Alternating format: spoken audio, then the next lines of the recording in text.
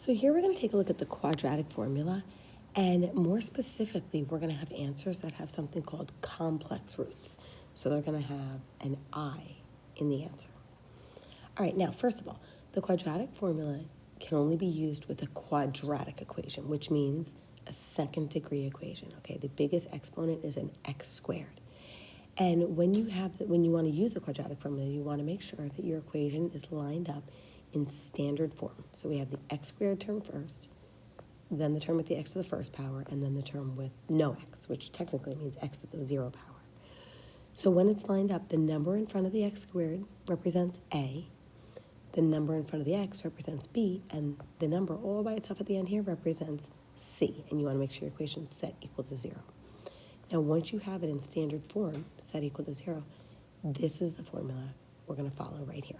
And you guys may remember this from Algebra 1, okay? You use this to solve quadratic equations in Algebra 1. All right, so let's take a look at number 1. It says, I'm going to actually leave it like this so we can see the quadratic formula. Okay, it says determine the roots of the equation in simplest a plus bi form. Okay, actually I'm going to move it up a little bit more just so we can see the way we need to rearrange our equation. See how we need one side of the equation to be set equal to 0? We don't have that here. So what I'm going to do is I'm going to add 11 to both sides of the equation. And what's going to happen is the right side of the equation, these are going to cancel, giving me 0. And then on the left side, I'm left with 3x squared minus 2x. And since negative 4 plus 11 is 7, I have a plus 7 at the end. Okay, now if you look, see, my a is being represented by 3. My b is being represented by a negative 2. And my c is being represented by a 7. Okay, so I just put that off to the side just to keep us organized. Now what we're going to do is we're going to use the quadratic formula. And it's super important to write x equals in front. That's what we're solving for. And see how this is an equation? See how it has an equal sign? You want to have an equal sign throughout the entire thing. All right, so let's do it. So I'm going to write x equals. All right, now it says negative b. So negative 2 would be positive 2. If you want to write negative and then negative 2, you can, or you could just write positive 2. All right, then we have plus and minus, the square root, so let's make a big square root sign, of b squared. Now, if you take negative 2 and square it, whenever you square something, it's always going to be positive. So negative 2 times negative 2 is 4. If you want to put a 4 in here, you can. But if you want to put negative 2, please don't write it like this, negative 2 squared. If you're going to plug it in like this, you have to put parentheses around the negative 2 because you want to make sure you're squaring the entire number, not just the 2. All right, and then we have minus 4 times a times c. So minus 4 times a, which is 3, times c, which is 7. So 4 times 3 times 7. And that whole thing is going to be all over 2 times a, so 2 times 3. All right, so let's figure what we have here. So x equals, now you may have already just written positive 2, but if not, a negative times a negative is a positive. So we have positive 2 plus and minus the square root of. Now, I like to figure out this whole thing at once. I don't like to do it in parts. So you could either do it by hand, right? We know that negative 2 squared is 4. And then 4 times 3 times 7. Well, 3 times 7 would be 21, right? And 4 times 21 would be 84. So 4 minus 84 would be negative 80. Okay, if you cannot do that in your head, then just plug this entire thing in your calculator exactly like you see it, but do not plug in the square root, right? Because we're leaving the square root there. Okay, so again, this is what you would plug in your calculator if you were doing it through your calculator. Okay, and then 2 times 3 is 6. Now, here's the deal. We're going to rewrite this as x equals 2 plus and minus. And what we have to do, let me just put this over 6 for now. What we have to do is we have to simplify this radical negative 80. And I usually like to do that off to the side. So let me do this over here, radical negative 80. Okay, so what we want to do is we want to break up this radical 80, and then we don't want to forget about the negative end of the radical. So what I do is this. I'm going to break up the radical 80 into two separate radicals, and then to take care of this negative sign, I just rewrite that as radical negative 1. Okay, so this third radical takes care of the negative, and then we have to break up radical 80. So what we're looking for is we're looking for the biggest perfect square that divides evenly into 80. Now, there are a few perfect squares that do divide evenly into 80, right? 1, 4, 16.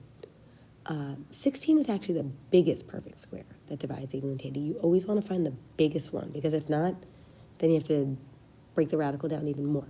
So I'm going to break this down into radical 16. And then since 16 times 5 gives us 80, radical 5. Okay, for those of you guys that can't, that have trouble doing that in your head, remember, you can always go in your calculator and plug in, I'm ignoring the negative, 80 divided by x, and if you hit second graph and go to the table of values, basically you would scroll up and down until you found the biggest perfect square that divides evenly into 80. So for example, 1 is a perfect square. Let's see if we can find one bigger. 4 is a perfect square. And you could also look over here, but even if you don't, if you just keep scrolling, right, like we could see anything that has a decimal we ignore. But if you keep scrolling down, it looks like the next biggest perfect square is 16. And if you kept scrolling, you wouldn't see any more. So 16 would be our biggest perfect square, so we put that here. And then what's in this column would go in our leftover radical.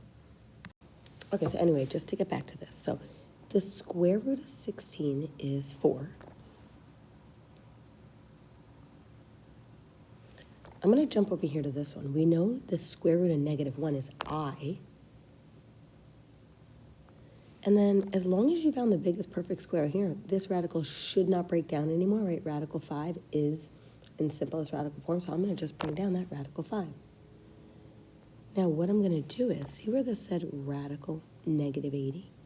Since radical negative 80 is equal to 4i radical 5, I'm going to replace this with 4i radical 5.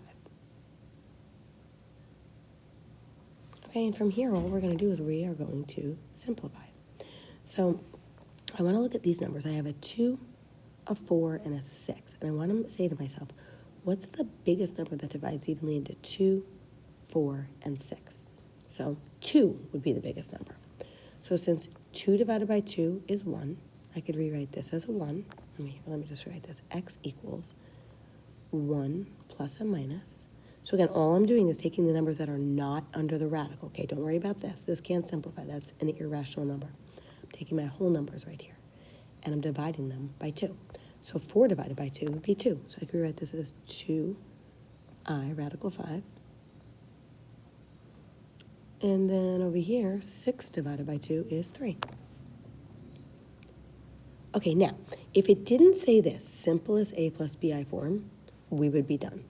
But what they want us to do is whenever they say simplest a plus bi form, they want us to break this down so that we're individually putting what's in front of the plus sign, in front of the plus and minus over the denominator, and then what comes after the plus and minus over the denominator. Okay, so we're going to break this up into x equals 1 over 3,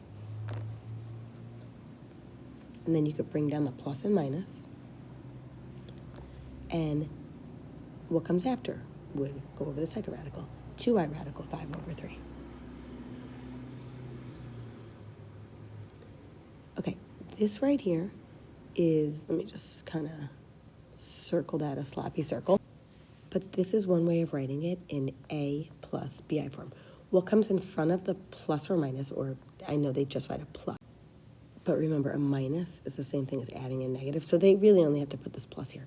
But what comes in front of it is our a, so our a would be 1/3, and what comes after it would be our bi. See, here's the I, so the b would actually be everything other than that. It would be the 2 radical 5 over 3. So if you prefer, see this I right here? If you prefer to take it and write it on the outside so you clearly have an A and then a B and then an I, you could write it either one of these two ways. Okay, number 2. Now, if we look at this, again, we need to get one side of the equation set equal to 0. Okay, so what I'm going to do is I'm going to subtract 12x from both sides of the equation. And on the right-hand side, I'll be left with 0. Now, on the left, make sure you put your x squared term first, then the x term, and then the number. So we have 9x squared minus 12x plus 7. Okay, so this time our a is 9, our b is negative 12, and our c is 7. Okay, so let's do it. So x equals, so negative b. So remember, a negative 12 is positive 12, plus and minus the square root of b squared would be negative 12 in parentheses squared minus 4 times a, which is 9, times c, which is 7. And that whole thing is going to be over 2 times a, so 2 times 9. Okay, so all I did was just took these numbers and substituted them into the formula. Okay, so now what we want to do is we want to figure out what this is equal to underneath the radical. Okay, and just a reminder, if you're using your calculator, make sure you plug in only what's under the radical exactly like you see it, but without the actual square root in your calculator, okay? Because we're going to leave that square root on our paper. All right, so we could rewrite this as x equals 12 plus and minus, and since underneath that radical it's equal to negative 108, I'm going to replace that with a negative 108. I'm going to put that over 2 times 9, which is 18. Okay, so I like to do this off to the side, but we know we now have to simplify radical negative 108. Now, whenever you have a negative, we need to put a separate radical for that negative 1. And that way, in the other, now we really only have to simplify positive 108, radical positive 108. Now, there's actually lots of perfect squares that divide evenly into 108. So your job is to find the biggest one, like 4 divides evenly into this, 9 divides evenly into this, but you want to find the biggest one. The biggest perfect square that divides evenly into 108 is 36. And since 36 times 3 gives us 108, or since 108 divided by 36 gives us 3, 3 is what we're going to put in our leftover radical. Okay, so the square root of 36 is 6. I'm going to jump over here. The square root of negative 1 is I, and then I'm going to bring down my radical 3.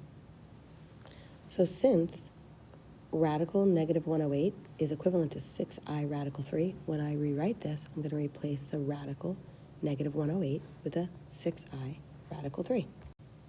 Okay, so I basically rewrote, I basically rewrote this exactly like we saw it, but I brought down everything, but I just rewrote the radical negative 108 with 6i radical 3.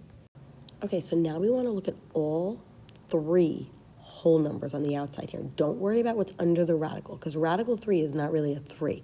Radical 3 is some decimal irrational number. So we're only worried about these 3 numbers. We have to look and say, what's the biggest number that divides evenly into all 3 of these? And you have to be able to divide all of them by the same number. If only 2 of them divide by, some particular number, that's not going to work. All 3 of them have to work. So the biggest number that divides into them is 6. So 12 divided by 6 would be 2.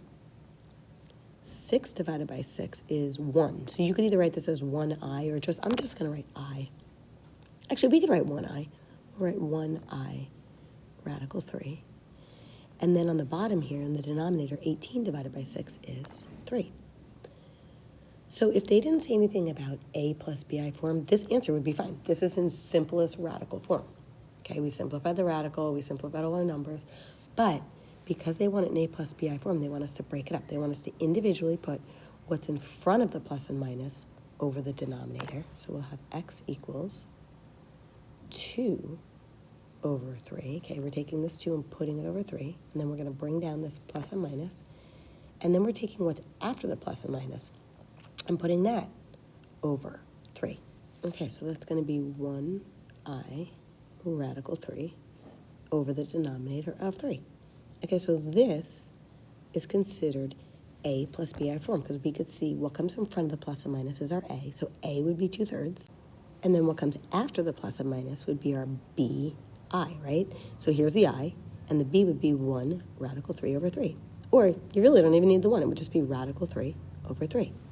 So if you prefer to rewrite this with the I on the outside of the b, you can rewrite it like this, okay? We have our a plus and minus.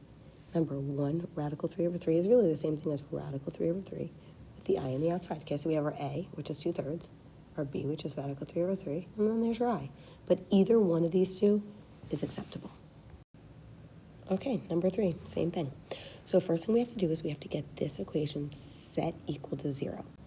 Now, technically it doesn't matter if you move everything to the left or everything to the right. I know it's faster to just move this one term to the right, but personally I like to have a positive leading coefficient. Not that it matters, but I like to, so I'm going to actually take these two terms and move them to the left. Now, instead of writing plus 15m and plus 13, let's just think about this logically, okay? If I want to keep the 5m squared where it is, I'm just going to leave that as a positive 5m squared. I know I'm moving over to give myself room. Now, you don't have to show this. If you're going to, instead of doing plus 15m and plus 15m, if you take a negative term and move it to the other side of the equation, doesn't it become a positive? And again, if you take this negative 13 and move it to the left side of the equation, doesn't it become a positive 13? Okay, and because I took both of these two terms and move them over, on the right-hand side, I'm left with nothing. I'm left with 0. Okay, now let's be careful here because I know the quadratic formula says x equals. But this time we're not solving for x, are we? Look, we're solving for m. So please be sure to write m equals. All right, so we have m equals, and let's just plug everything in.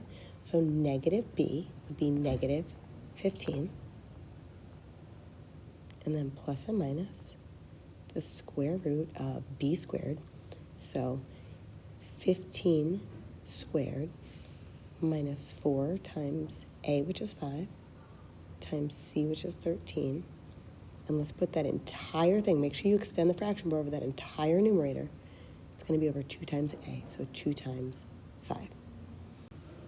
Okay, so we have m equals negative 15 plus and minus the square root of negative 35, right? If we plug that in our calculator, or if you want to do it by hand, you could do it by hand as well. You get negative 35, so that's what's going to go underneath our radical. And then in our denominator, since 2 times 5 is 10, that whole thing goes over 10. All right, so m equals negative 15 plus and minus, and off to the side, let's break up that negative radical 35. Okay, so we know because we have a negative, right, we're going to make its own separate square root for that. And then we're going to break up radical 35. Now, here's the deal. The only perfect square that divides evenly into 35 is 1, which would leave us with 35. So 1 is the biggest perfect square that divides evenly into 35. So the square root of 1 is 1. The square root of negative 1 is I, and I'll bring down my radical 35. So this simplifies really to just I radical 35. You could put the 1 here if you want, but you don't have to. I'm just going to write I radical 35.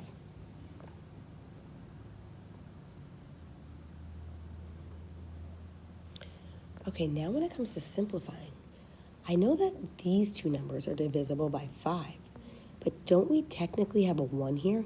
And we can't divide just 2 numbers out of the 3. We have to be able to divide them all. So really, I cannot simplify this fraction as a whole.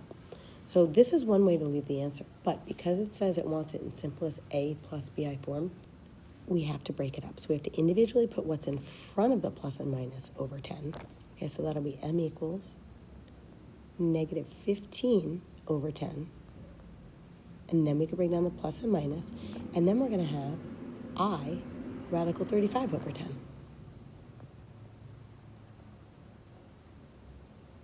Now, here's the deal. If you look, okay, this fraction cannot be simplified, okay? 1 over 10 doesn't simplify. But doesn't negative 15 tenths simplify to negative 3 halves? Because aren't both of these two numbers divisible by 5? So when you break it up into a plus bi form, you want to look and say, can I individually simplify my fractions? And we can. This first fraction simplifies to negative 3 halves. Okay, I just divided the top and the bottom each by 5. Okay, and then, like we said, the second fraction does not simplify. Ooh, changing colors here. Let me go back to black. So I'm going to bring that down as I radical 35 over 10. And this would be considered a plus bi form. Or, if you prefer to, take this I and put it on the outside so we clearly have an A, and we clearly have a B, and then an I at the end, you can write it like this as well. And one thing I want to point out, please don't try to simplify. Don't be like, oh, look, 35 and 10, they're both divisible by 5, because 35 is underneath a radical. This is not really 35. It's radical 35. So it's a decimal. It's an irrational number. Okay, the last one, I'm just going to try to do fast because we've done a bunch of these. So when you distribute the 4x into the parentheses, we have 4x squared plus 24x plus 37 equals 0. Okay, so if we plug this into our quadratic formula, we get x equals negative b, so negative 24, plus and minus the square root of b squared, so 24 squared, minus 4 times a, which is 4, times c, which is 37, and that whole entire thing is going to be over 2 times a, so 2 times 4.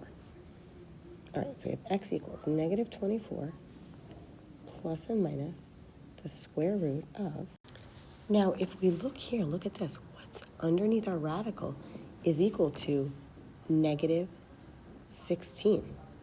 And isn't 16 a perfect square? So this one's going to be a little easier. Okay, first of all, let's put this over 2 times 4. So 2 times 4 is 8. Now, I mean, if you think about this, you can do negative radical 16 off to the side.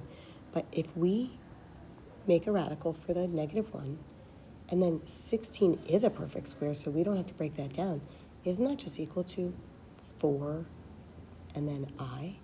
So when I go to rewrite this, I'm going to replace the radical negative 16 with a 4i.